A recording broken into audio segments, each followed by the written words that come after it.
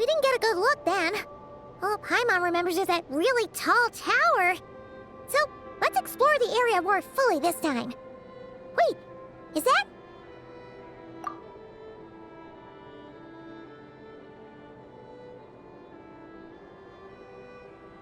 Ah, good day, you two.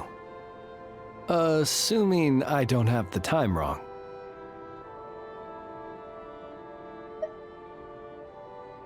It is always dark in the final night cemetery, so I simply made a guess, presuming that you'd prefer to act during the day.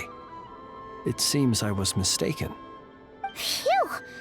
Well, it's good to see a familiar face, especially in this darkness. Oof! It really gives you the heebie-jeebies! You needn't worry. This is my humble abode and the tomb of the Lightkeepers. And while somewhat dark, it is on the whole a safe place.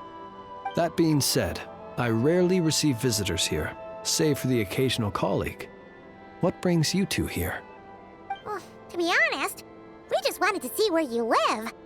We were in such a rush last time, we didn't get to do a proper tour. I see.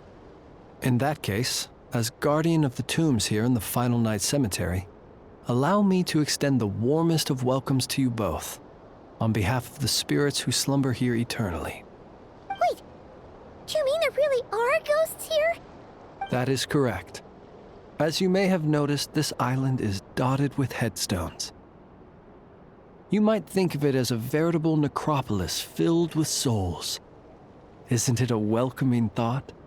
Not at all. If anything, this place just got scarier. Ah, apologies. It was meant merely as a gesture of the hospitality that you deserve as guests. We don't receive many visitors here, after all. But I suppose it is a tall order to expect people to suppress their fear of ghosts. Even so, I do hope your visit shall be a pleasant one. The spirits on this isle, while somewhat old-fashioned and hardly gregarious, are an unassuming crowd who keep to themselves. I have found they make perfectly decent neighbors. If you still have misgivings, I can only suggest that you avoid staying outside where possible. The ghosts do not tend to set foot indoors very often, although that might render your sightseeing experience a little less riveting. Let me think. Most of the camps on this isle have been removed, and only the lighthouse remains, symbolizing the many battles the Lightkeepers have fought against the Wild Hunt. In that regard, it has quite a bit of historical value, and is thus well worth seeing. Yeah, that was the first thing we saw when we arrived. So, it's a lighthouse, huh? What happened to the light? Years of disrepair and a shortage of fuel, I'm afraid.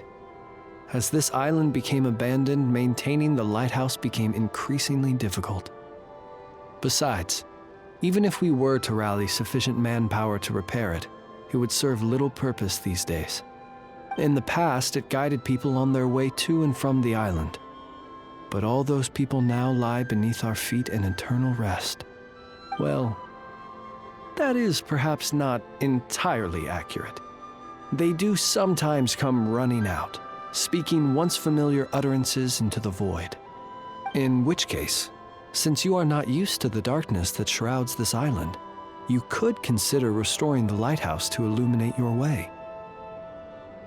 I too know well the comfort that a distant ray of light can bring on those lone journeys through the cold night.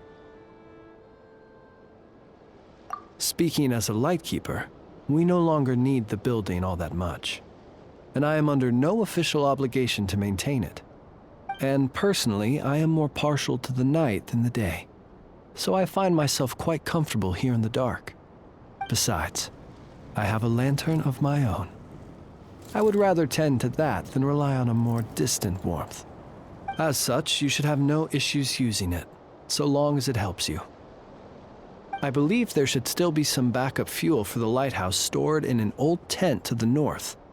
That should be enough to serve your present needs. And if you should need to find me, I will be in an underground basement on the north side.